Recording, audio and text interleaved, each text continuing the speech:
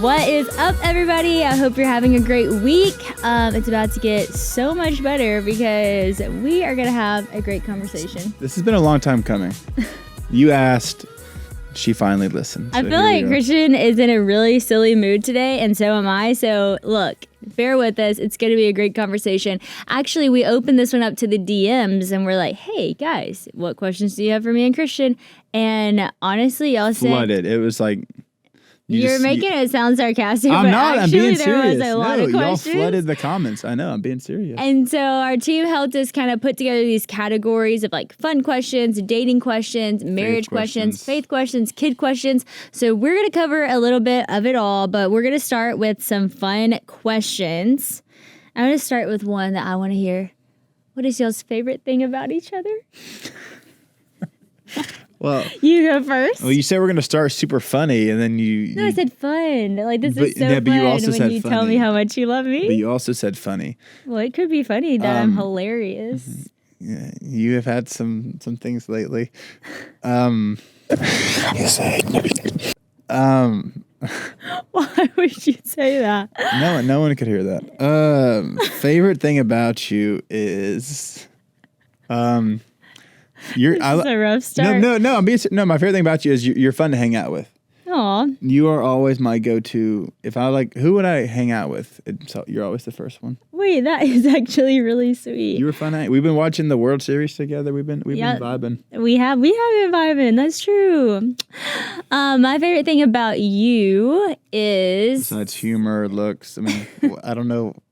Hello. Let me scan my list real fast and decide which one I'm gonna say.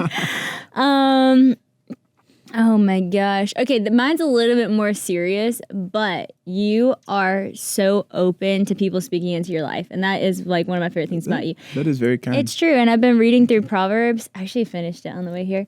I've been listening to Proverbs, I should say. So I've been listening to Proverbs, and one thing that's been a consistent thing is talking about like being willing to take instruction, and how like the fool won't listen to instruction, but the wise, continue to learn, and you do that very well. I listen to people that I trust. Yeah.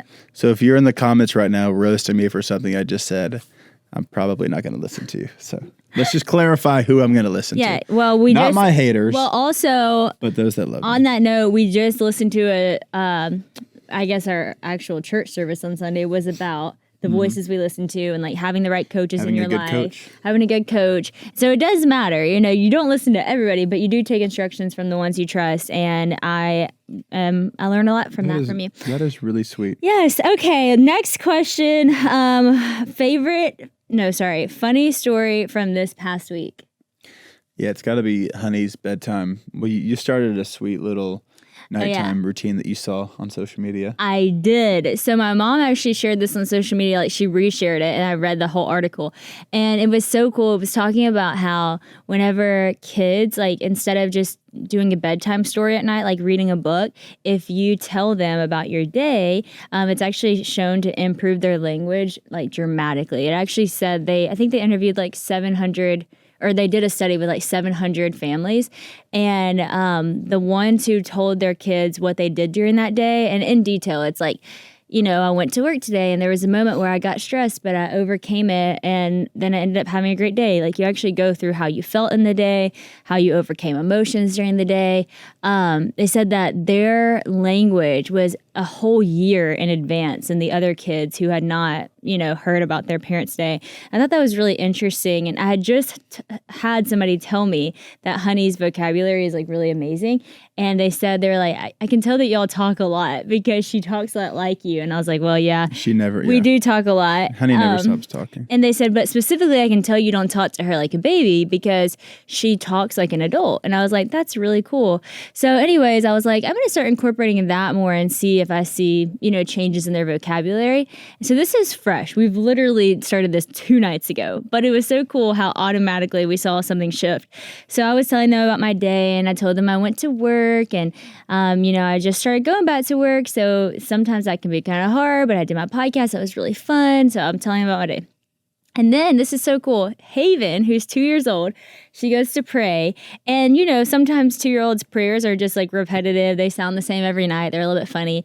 But she actually said, thank you, God, that mommy got to go to work today.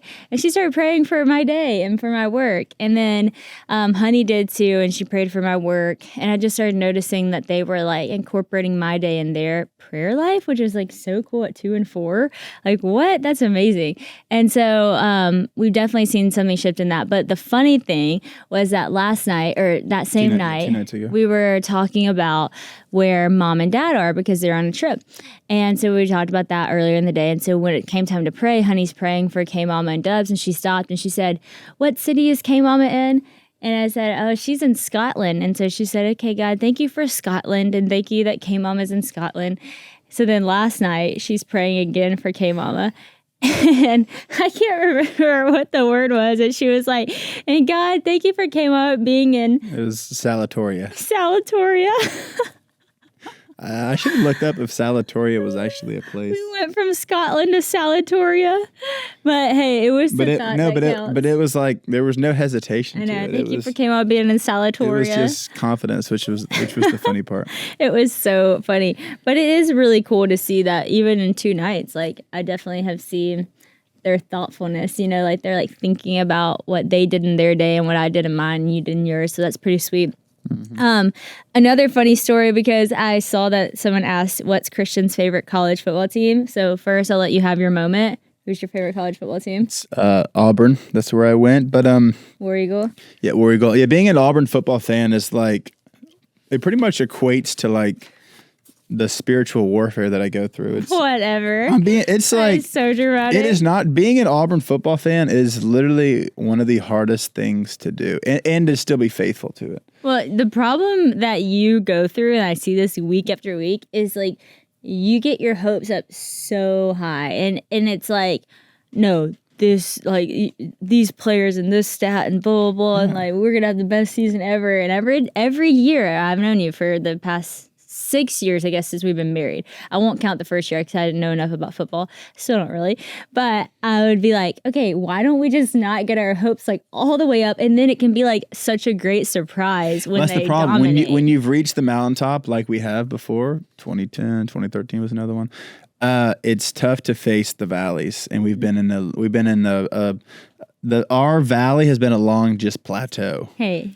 You are so faithful, though, I am very faithful. Support that. But being an Auburn fan is I love being an Auburn fan, though. It can be miserable, but it can also be exciting. One thing we also realized this week, as we've been watching the World Series, and Christian loves football, so we talk about that a lot because it's fall, is I started thinking, how many athletes, like professional athletes, can I name? And this is really funny because Christian recognizes everybody. Like, we'll be somewhere, he'll be like, oh, that's so-and-so. I'm like, how do you know that? How do you recognize these people?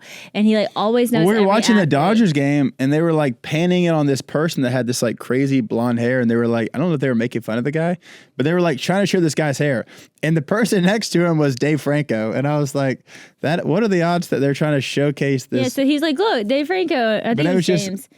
Franco. Yeah, it was James. And then we were like, I was like, oh, I would have never recognized that. And then next thing you know, he's like, oh, there's Magic Johnson. And I was like, I would have never noticed that. That's an easy one. I just wouldn't have noticed. So then I'm like, to be honest, I don't know how many professional athletes I can even name. So we go through every sport, and I could only name off the top of my mind a total of 10 athletes. And that was including football. Wait, that was NFL, NBA, MLB, tennis. WNBA. Oh, no, I didn't count WNBA. I'm at 12 if we count that. Okay, sorry. Caitlin Clark. Are you not counting WNBA as a sport? And then, no, I just didn't count that in the list of things I was doing. I only knew like the super famous ones, like Steph Curry, LeBron. Yeah. I think that was the only NBA players I knew. You know more retired. My NFL player game was strong, though. Because I watched quarterbacks and receiver. That's the only reason. Yeah, so. And Travis Kelce and Patrick Mahomes does not count. They do count. That does not count. They do count. That does not count. If they don't count, so I'm back to 10. You're back to 10. So okay, whatever. We'll stick with 10. Well, it's been a fun week, babe. We've had some good laughs. We have. Y'all ever wake up sweating 1 minute and then freezing the next? Yeah. Same. The temperature in your room can totally ruin your sleep, and that's why I switched to Miracle Made sheets. They're inspired by NASA technology and made with silver-infused temperature-regulating fabric so that you can stay comfy all night long. They help you sleep at the perfect temperature, whether you run hot or cold, and thanks to that silver tech, they also stay cleaner and fresher up to 3 times longer than normal sheets. Fewer odors, fewer wash days, way less laundry. Can we all say amen? And honestly, with a newborn in the house, comfy, fresh for longer sheets are totally a blessing at night. So anything that helps me sleep better and do fewer loads of laundry, I am all about. Plus, they feel amazing, smooth, breathable, and just as good as any 5-star hotel bed, but the price tag won't make you cringe. And all of the hidden bacteria in regular sheets is gone, so your skin is also going to stay clearer and healthier too. It's really actually Miracle Made because Christian is like super hot at night and I'm super cold at night, and somehow this works for both of us. Try to tell me how. I don't know, besides NASA technology figured it out. So upgrade your sleep or give the gift of better rest to someone else. Go to trymiracle.com/whoa to try Miracle Made sheets today. You'll save over 40% off, and when you use the promo code WHOA, you'll get an extra 20% off plus free 3-piece towel set, which is so fun. They make an amazing gift, and with a 30-day money-back guarantee, there's no risk. That's trymiracle.com/whoa. Use the code WHOA at checkout. Thanks to Miracle Made for sponsoring this episode. All right, let's get to some a little bit deeper questions. Let's go to the faith-based section, which also I love that you guys like trust us enough to ask us such deep questions and such fun questions too.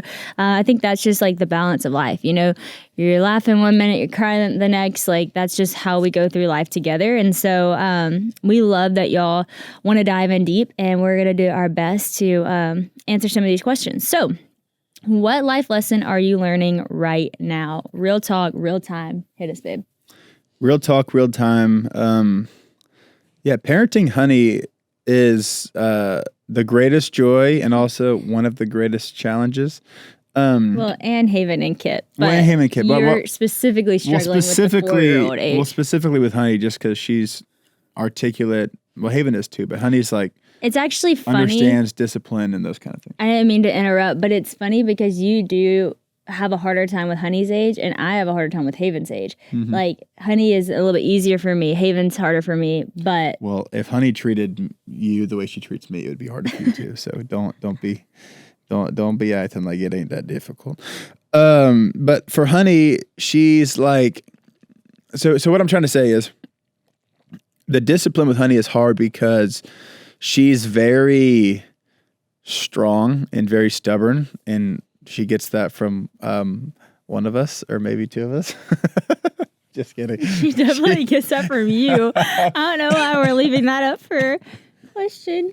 She gets the stubbornness from you. She gets the strong will from me. But you're both of those too.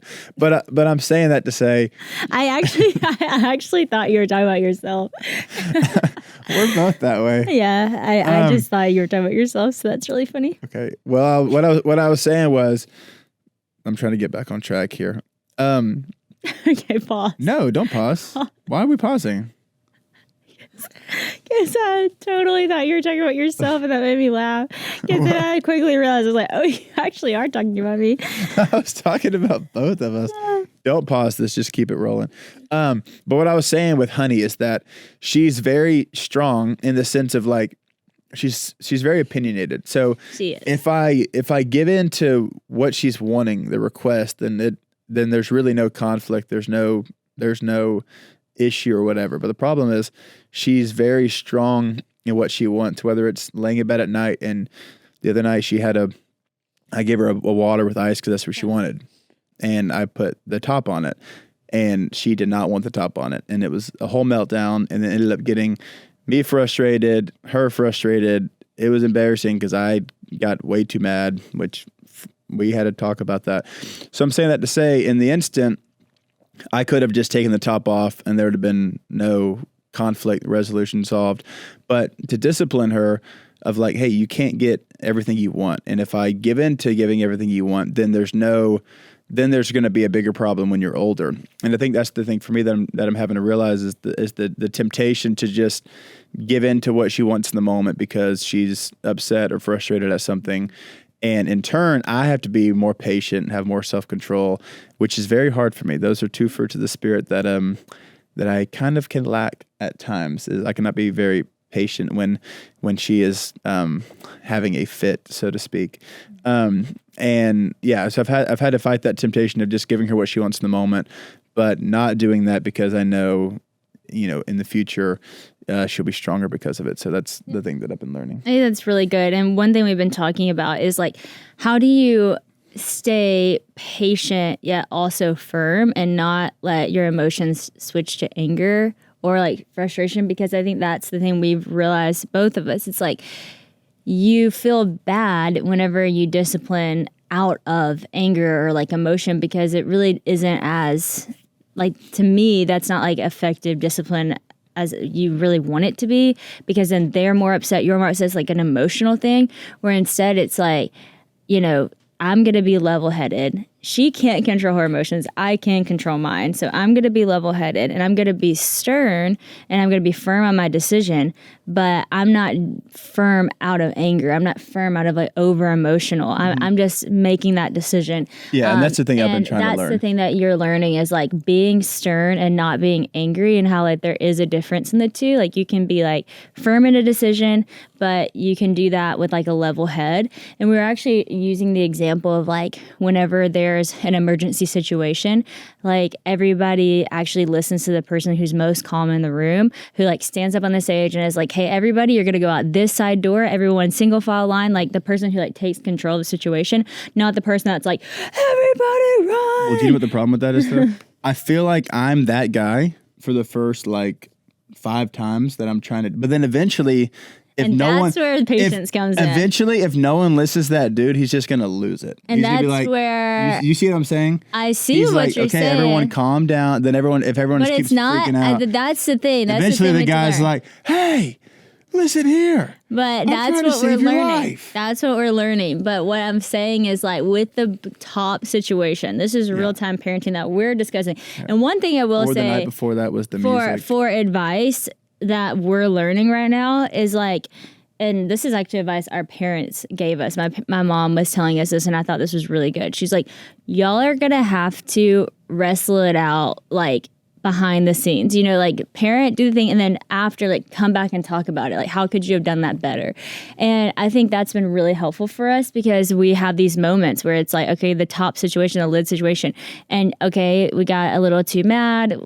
She got very upset. We had a good conversation. We went to sleep. The whole thing, it was fine. But we come back and we're like, okay, that didn't go great. Like, how could that have been better? And one thing we were talking about is just saying, hey, honey, the top's going to go on the cup, because that's the way it's going to be, because we're not going to spill the drink in the bed. If you don't want it that way, then I'll go put it back in the kitchen, and you're not going to have water tonight. So that's like the period. I made a decision. I'm firm in it. I'm not angry about it. If she continues to cry, then you say, I'm so sorry that you're upset. I wish that you weren't, but I love you. I'm going to lay with you. We're going to go to sleep. So it's just like that sounds great. No, but that. No, I know. I'm saying that sounds great in the sense of like, yeah, I wish I could do that. But we're learning that. That's what I'm saying. Like, it's good to rehearse what we could have maybe done differently. Now, and also factor in a 4-year-old screaming at you. So that's why it's hard. And that's why I'm saying, like, I know you want to burst out in anger. I know eventually it makes you want to snap.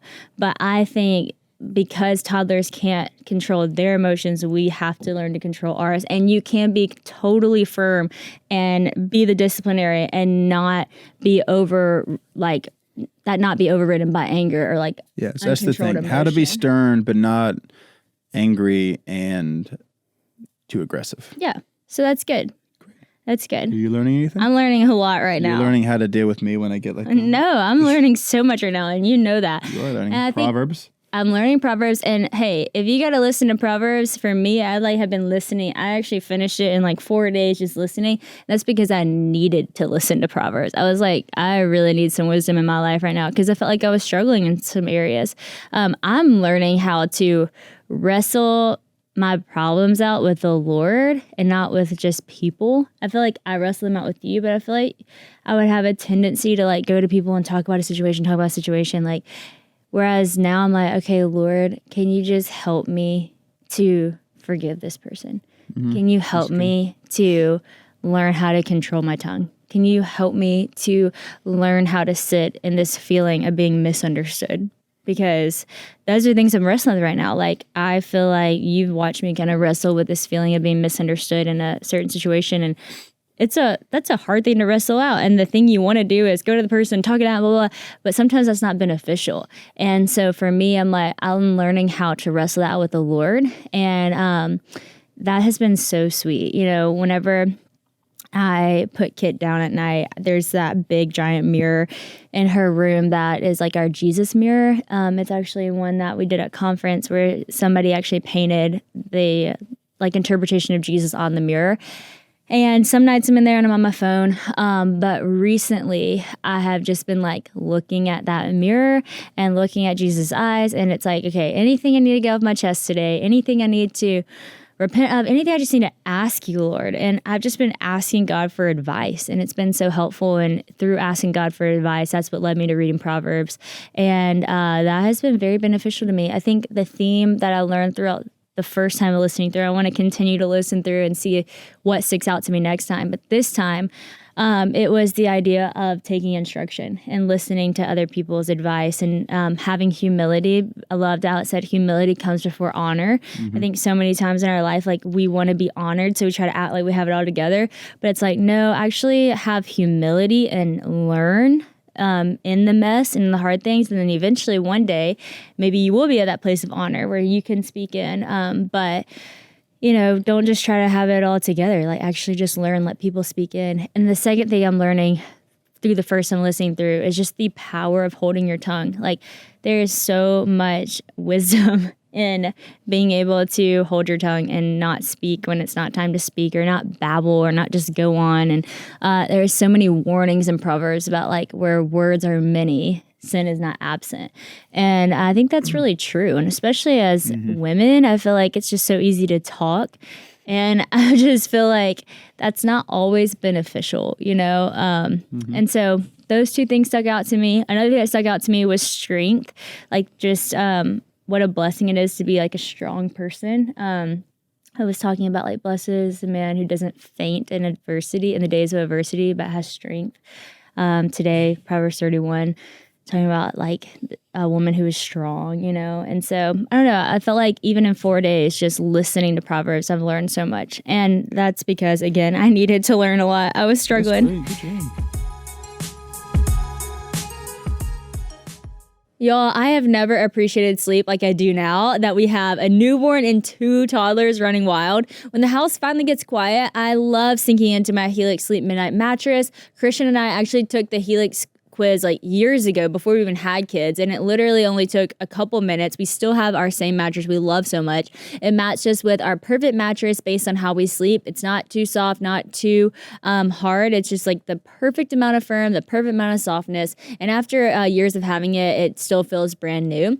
Our bed is amazing. We love it so much. Actually, I have to say, Mom win. We slept through the night the other night. Like, no kid got in her bed. Kit even slept in her crib in the other room, and we were like, wow, that was incredible. We feel like new people. So sleep is amazing, especially when you have a good mattress and your kids actually sleep.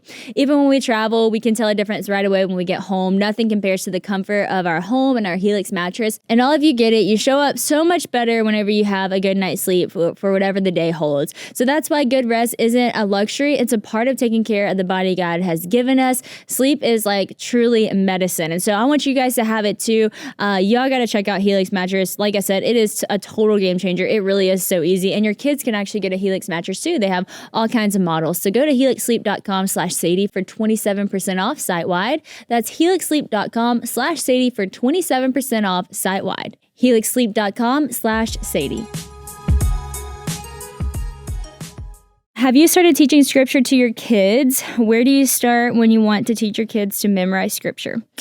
This is funny because we have not done a lot of this, but we did actually do this week, and it was really sweet kind of what happened from it. We were all sitting at breakfast, and my Bible was on the table, and I was like, hey, let's read scripture. And I pulled out Psalms 23, and I thought that would be an easy one to go to because it's the Lord is my shepherd, and their cousin's name is John Shepherd, so I knew they'd get excited about that. So I was like, okay, do y'all know what shepherd means? And they're like, sheppy. And I'm like, well, shepherd actually is, someone who tends to sheep. And then Haven's like, bah, like it was so cute. Like that was a good one to start with. You're going to start somewhere. That was a really good one. And then I start reading it. The Lord is my shepherd, I shall not want. So I stop and I'm like, okay, let's talk about what that means. And Christian, you want to share kind of what happened? Because it was pretty cool. Yeah, well, you said the Lord is my shepherd, I shall not want, and then you kind of went into explaining it, the idea of God's all we need. We don't need to want anything because we lack nothing. And for some reason, and obviously the psalm goes on to talk about lying down in green pastures, and he leads me beside still waters. But for some reason, I never made that correlation to like, the Lord is my shepherd, I shall not want, and then these things follow. I've always, because there's a comma between the Lord is my shepherd, comma, I shall not want. And I think most of the time when I've read it, I've thought about it from the context of the Lord is my shepherd, I shall not want. And David has so many honest psalms about things he struggles with and, cursing his enemies and asking God to wipe them out, but then also his wrestle with Israel and with God. So I always read that psalm as the Lord is my shepherd, I shall not want. This inkling of like us as humans, sometimes we don't like to be guided. Sometimes we don't like to be led. We want to go do things our own way. But it was like a humble prayer of the Lord is my shepherd, I shall not want. And then these things follow when I do surrender to allow him to lead me. So I don't know, and that's not the right context of which it's written in. But yeah, I learned cool, that this because then past Christian week. was like, oh, never thought about it from that perspective. And I was like, I've never thought about it from your perspective. And then we were like, well, let's look into it. So then we opened up the commentary and I was able to read the commentary. And meanwhile, Haven's just kind of sitting there running around doing little things and Honey's listening. And we're talking about the context of scripture. And then we're like, okay, so it does mean like I need to be content with what I have, which led to a great conversation for us with Hun because we've been talking about contentment and, toys she has and overabundance and how, we need to be generous with our things and you don't need all of this stuff to be content. So we've been trying to work with her on bringing toys, to different places to give to kids who might not have toys. And so it was just cool how like what we were reading actually really did speak right into the lessons we've been trying to work with her in. And not only that, but it actually helped us. We grew in that moment. We learned something new about God and the Word. And so all that to say, we'll definitely be doing more of that. And I don't think that your kids are necessarily ever too young to start speaking scripture over their life. I mean, we're already pray over Kit, all the time, worship over her, say scripture over her. Of course, she doesn't understand, but it's amazing. As soon as I start worshiping over her, that girl lights up. She gets so happy. And so, I always think about, I'm like, when they were in the womb, if it says God knit me together in my mother's womb, I feel like the womb is such a holy place that like, I feel like we don't know, how God meets them in those spaces and what God is doing in there, while he's like, crafting their little fingerprints. And so, I mean, they were like made to worship. We all are. They were made in his image. And so they're never too young to connect them to their creator. They should be from the minute they come out of the womb. So I love that you asked that question. Okay, let's see. This is a little bit of an off-topic one, but I'll let you handle this. But we do get asked this a lot, and I'm just gonna say this is a Christmas question about Santa Claus, and we love Santa Claus. I'm gonna go into this a little bit more, but I'm giving the heads up to all the moms out there. So someone asked, how do you explain Santa and other made-up characters while still staying true to your faith? And, this is a controversial topic, obviously, because some moms choose to, some moms choose not to, and people feel very strongly about it. I'll tell you what's worked for us. I'll tell you also what I thought we were going to do, because you always think you're going to do something, and then you become a parent, and you're like, okay, maybe I'm not going to do it like that. Before we had kids, we were like, oh, we are 100% doing Santa Claus. Like, that is just like the fun of childhood. Like, let's not be over dramatic about it. That was just like our personal commentary on the whole situation. Like, yeah, we're doing Santa Claus. And then I actually saw somewhere somebody said, well, you could tell them, there's a secret about Santa Claus I'll tell you one day when you want to know. So, oh, that's kind of cute. Maybe we'll do that. So I say that to say, like, we saw things that we thought were good ideas. We even had our own kind of idea about it. But then when we started to do it, I feel like we kind of got some checks, and the way we ended up doing it, I feel has really been sweet and still fun and kept it lighthearted, but nothing too like detrimental as far as like we're lying to our kids. And I don't think you are lying to your kid. I will say personally, I am the person who has very deep thoughts. I was the kid who had very deep thoughts. I always asked my parents very intense questions. And when my mom and dad told me the news about Santa, I was really shocked about it, and it led me to have a lot of questions. Even, okay, is God real? Because why did you tell me this is real and I really believed it, and there's so many movies about it and there's so many books about it and it's not even real? And I was like, well, okay, but everybody goes to church on Sunday. Surely we wouldn't do that if God wasn't real. And I actually remember wrestling out those questions. And so from the kid who actually does overthink things, dives really deeply into things, I also was holding that tension in how we tell our kids. And so what we've done is we have said Santa is the magic of Christmas. Santa is the magic of Christmas. Obviously, we tell them the true magic of Christmas, true meaning of Christmas. So here's the meaning of Christmas. It's Jesus, but some magic in Christmas is Santa Claus.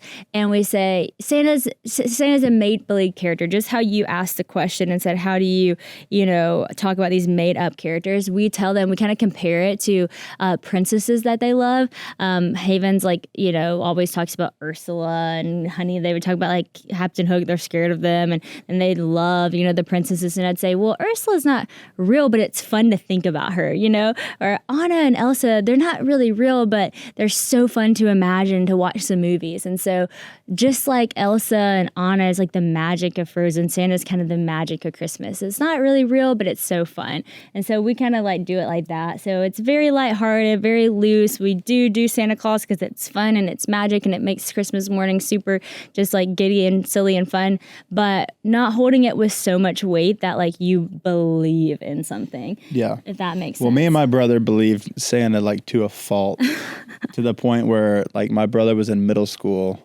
and he was still asking my parents to put reindeer food on the roof. And he's one of the most normal dudes that I know, and he's awesome and loves God. So I think he made it out. So did Maya, his wife. She believed until high school. Yep. That's what I'm saying. That's a little. There is. Much. I don't. And she's incredible. I think ultimately, and I want to have another podcast about this whole conversation.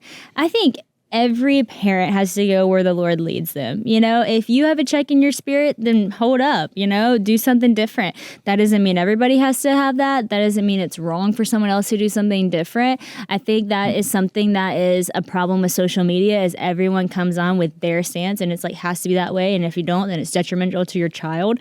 I don't really think that. I think you can do Santa Claus and they believe in it wholeheartedly and it's fun. And then you tell them one day and it's like, oh shoot, it's not real. Well, that's crazy. I thought it was.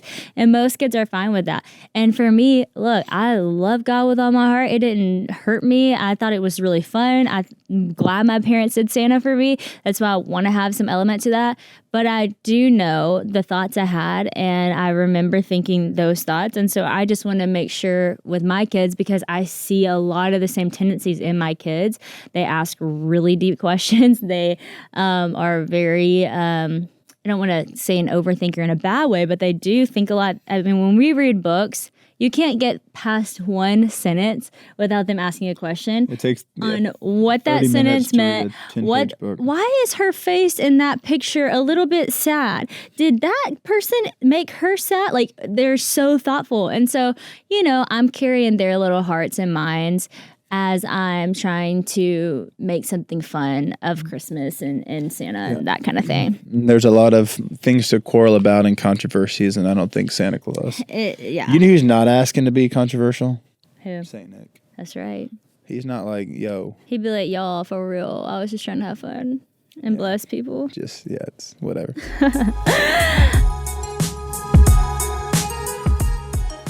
Friends, y'all know how the holidays can get with travel, sweets everywhere, routines tend to go out the window. That's exactly why AG1 is a staple in the Huff house. It's a little moment of calm before the chaos. With 2 toddlers and a baby, there is some chaos in the house for sure, but just one scoop once a day covers all my bases, so I know that there's at least one part of my day that's going to go according to plan. AG1 is a daily health drink that gives me steady energy from real superfoods and B vitamins, so I don't hit that 3 p.m. crash, which we just cannot have at this stage.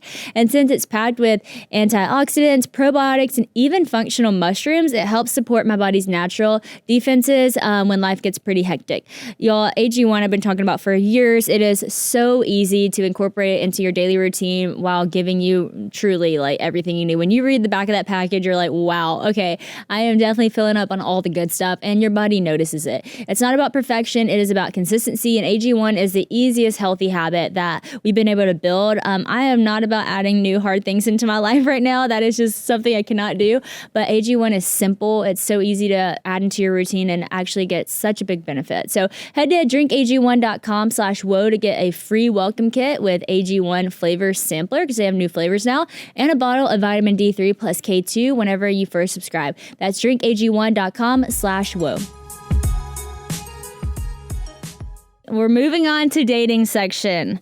Love it. Okay. I love these 2 questions. Thoughts on long distance relationships, tips to make it work. For those who don't know, Christian and I were long distance our entire dating and engagement. So, babe, give the advice. I kind of think these 2 go together. Okay, the next question is godly green flags in dating to look out for. So if you are potentially going to be in a long distance relationship, tips to make it work, and what are some green flags in dating? So for me, the first thing I think about is the person has to have good friends around them and be surrounded by a good community, and I think be involved in the local church. And what I mean is, I think it is key that, because if you're not always going to be with this person, right? If you're long distance dating, if this person's a couple hours away, I think it's reassurance to you, and even just assurance that they're not doing things that they shouldn't be doing. If this person that you're interested in and you want to start dating, if they don't have many friends, don't have a great community, and they don't have a church that they're plugged into, and I just would say if they're isolated, then I don't think that's a healthy key in a relationship. But for us, I had an incredible community of guys around me at Auburn that, one, you trusted me, but you also trusted them that I'm not going to go do something stupid or go make some wrong decision that would be detrimental to our relationship, because who I've surrounded myself with. I had an awesome relationship with my pastor, which same thing. If I was ever out of line and doing something that I shouldn't be doing, it would have never gotten to you to where like, hey, this is a red flag, because it would have been addressed. We would already talked about it. It would have been addressed from some other situation. So, and I think for me, if I was isolated with no community, then our relationship wouldn't have worked. One, because there were things that I was struggling with when we started dating of, how am I, a junior in college and no one knows who I am, to dating somebody who's very, very popular and well-known. And to a lot of people, that can be intimidating. Someone actually asked that question. Was Christian intimidated by you at first because you were a TV personality? Wow, good question. I think I was intimidated by you, actually, because I thought you were really cool. And I have been notoriously known for being kind of goofy and not super, cool. I remember in high school, someone was like, you were the least intimidating person. And I was like, okay, that seems a little backhanded, because I think what you're saying is I'm not cool. No, but you were intimidating. I was inviting, but that's funny, because I do think to some degree maybe that was intimidating. But and I want you to speak to that. But I actually do remember being intimidated by you too. So it goes both ways. It is good. No, I think intimidated just from the aspect of what I would be stepping into is a bigger deal, right?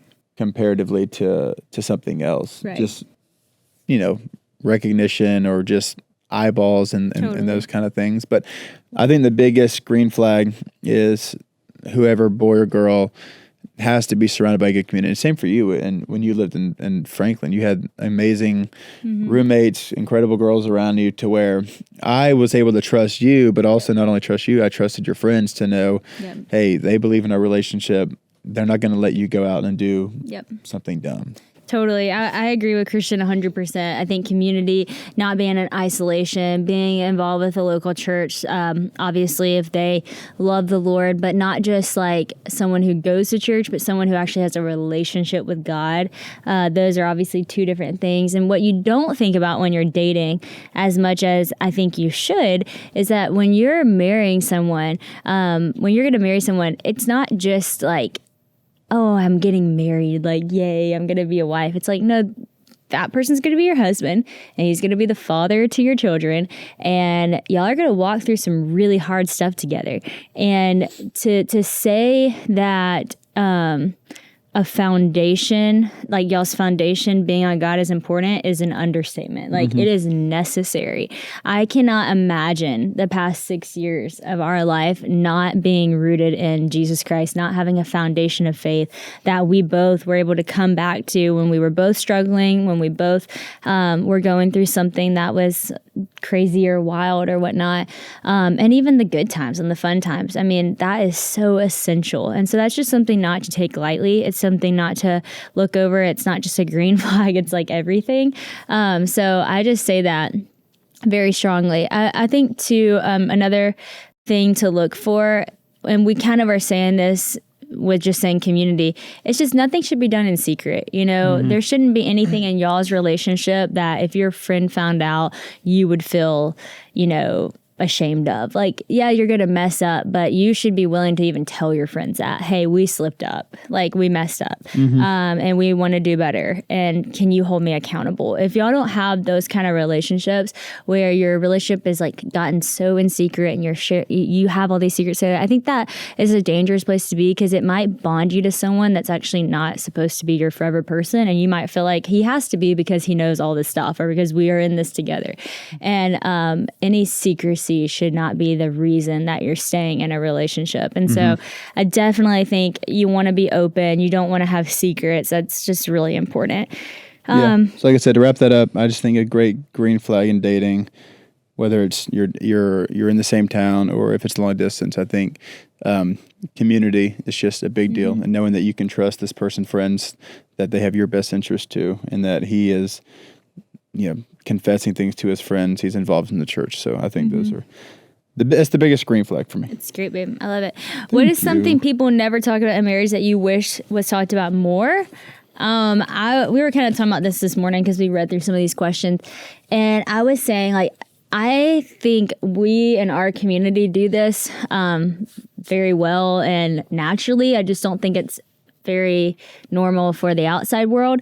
It's just to confess sin, like to be honest, to admit struggles. I think, you know, it's so helpful whenever you're around other married couples and you're just honest. And even like you're going to have an argument and it's not the end of the world. Like, people can trust and know that you love each other, and it's okay that one little thing might have made you mad and you move on, you know. And for just people around you to be for your relationship, for people around you to know what you're walking through and believe with you and pray with you and speak life into you. Like, community is so important in marriage, in my opinion. And I think when you get married and you start having kids, it's very hard to keep community because it's so crazy. Like, when our friend group gets together right now, there's so many kids that it's just like you can hardly talk, but I think it's still worth it, you know? I mean, I don't think I know. It's still worth it. Like, it's still worth the intentionality. It's still worth getting together. We're all getting together this weekend, and it's going to be wild because there's going to be way more kids than adults. But like, we need that, you know, we need to see each other. We need to help each other through it. And so I wish it was just talked about more, like the power of community and admitting when you're going through something, not being ashamed of it. I actually heard someone tell me recently that my parents' relationship has helped them so much in their marriage, because when you look at my parents' relationship, it's easy to think like, oh, wow, like what a perfect couple. You know, they've been married for so long. They have this amazing family. But my mom and dad will be the first to admit, like, they have struggles. They've had struggles. Of course they have. They've been married for so many years. And it was one of her friends telling me this. And she said, their marriage has impacted me so much to see that you can go through hard things and you can have these little struggles and you can still have a great marriage. And so I think because of social media, sometimes you think like, oh, for a great marriage to be great, it has to be perfect, has to look this way. Your husband has to do all these things for you. You have to be this perfect wife. And that's just not realistic. You can actually have a great marriage and also have some bumps in the road. Yeah, I think even like, you talked about community. I think communication Yep.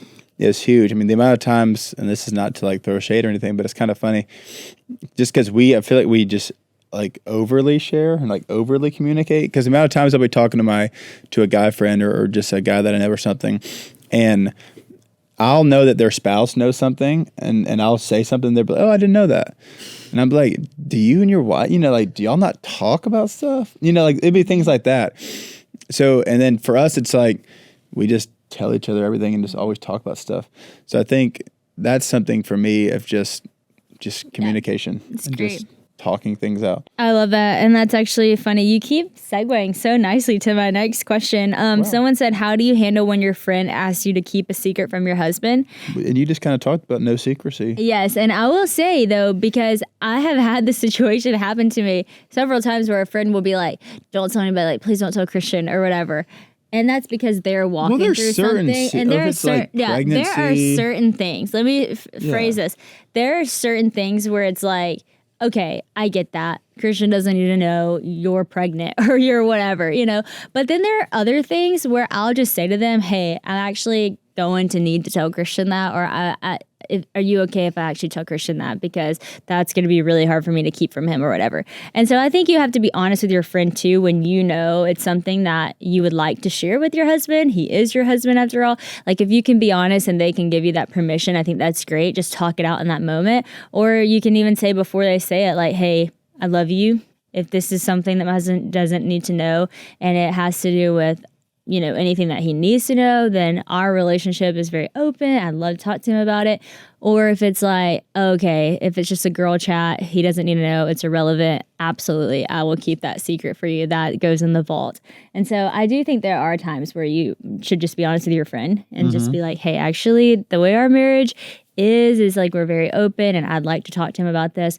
Or I totally get it. Vault. He doesn't need to know that. But if it's ever like, hey, can I tell you a secret? Like, Christian's just the worst, but don't tell him I said that. Then it's like, I'm probably going to tell him because we need to work through that. But moving on. Okay, moving on. How do y'all work through an argument and disagreement with each other? We haven't had an argument in a while, so I'll have to think about this one. That's a joke. That's a joke. We keep coming back to communication. We've had lots of arguments lately. We've had a ton of arguments lately. But it comes back to communication. And a lot of this, not to segue, how has life been adjusting to a family of three been? Segue into that. Some of the arguments have come from just the hecticness of, is hecticness a word? Mm-hmm. Just from the hectic.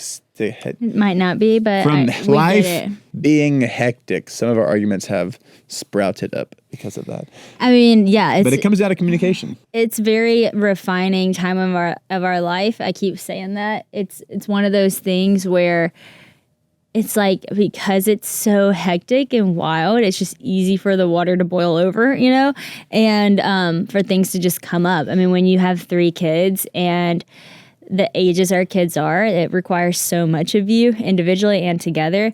And I think it's just left a lot of, room for us to have disagreements and argue and have to wrestle it out.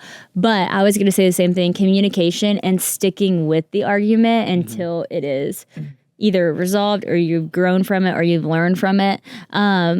Obviously, not all arguments are going to be able to be resolved in some moments because it's like, okay, this is like a bigger conversation. We might have to come back to this.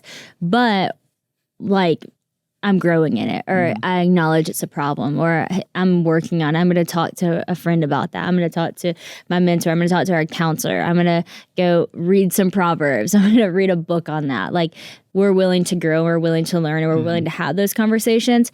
And I think that's why, like, I am super proud of us in our marriage right now, because although there have been a lot of arguments and things that have come up, it has only made us better. And I truly mean that. And I think both of us even know that in the moment. It's like we're arguing this out for a reason and for a purpose, and because ultimately we want to be better. Like, one thing we keep at the forefront of our mind is like, this is the kind of mom I want to be. This is the kind of dad I want to be. This is the kind of marriage we want to have. And to do that, I got to uproot this in my life. To do that, I got to become more patient. I got to, work on my like whatever it is, what you fill in the blank for whatever it is for your life. And so, yeah, I think sticking with an argument, sticking with that communication until, you're growing from it, until you have like a plan on how I can be better.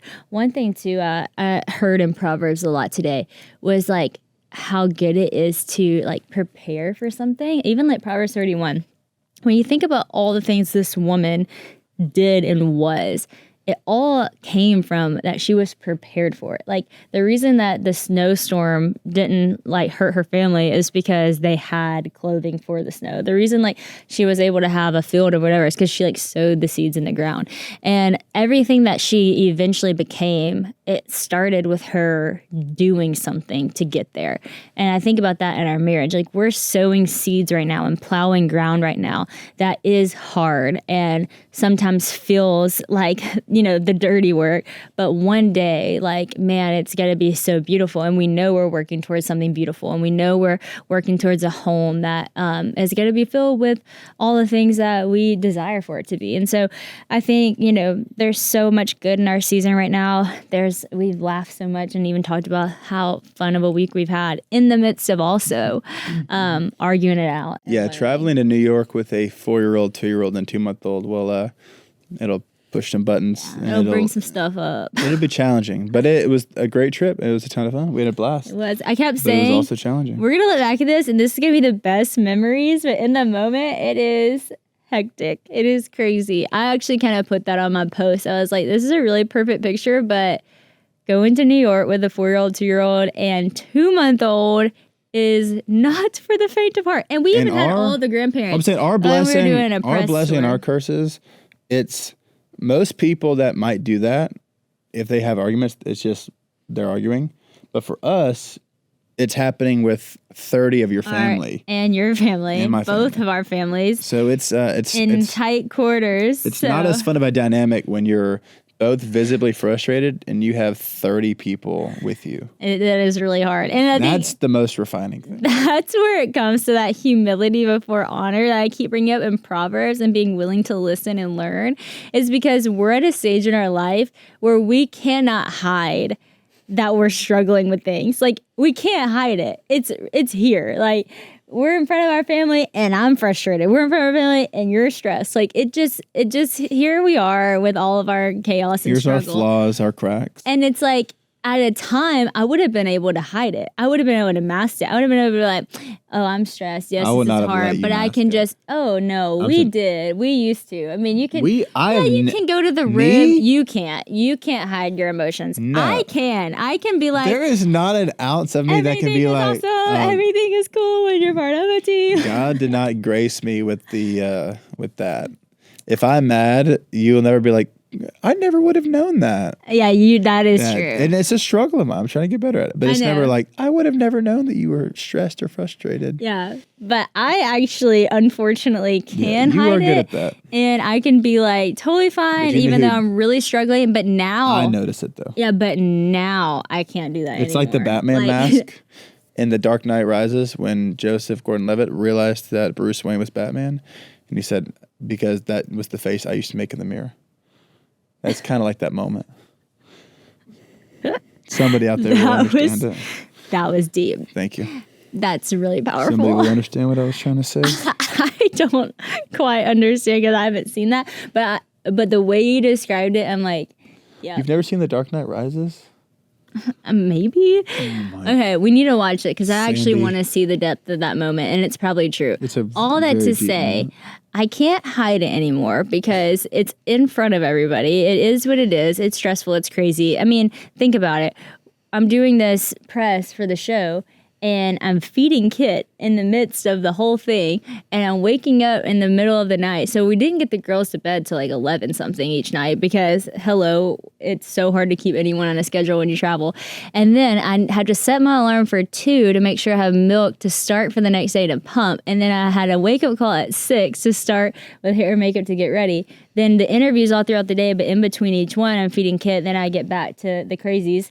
And that's all fun and hectic and wild, but like you're sleep deprived, And everything is a little bit hard and you're in front of everybody. And so like pressure, pressure. What is surface pressure? Yeah, it is Pressure like a hard. drip, drip, And drip, no matter drip, like never what stop. season you're in as a mom, or it can be in any season, but I do feel like as a mom, like it does feel overwhelming a lot of times. You don't have to be doing a New York trip for just it to be extremely overwhelming when you are in a lack of sleep, when you're trying to keep everybody together, when you're trying to, discipline this kid and love on that kid and everybody feel equal and loved and, seen, and then you're working and it just is hard, And so all that to say, it's okay to like let that be seen and let that be shown. I think just also have the humility to let people speak into it and know like you're not a failure, you're not a bad mom, you're not like you're just tired. You're just doing the best that you can with what you have.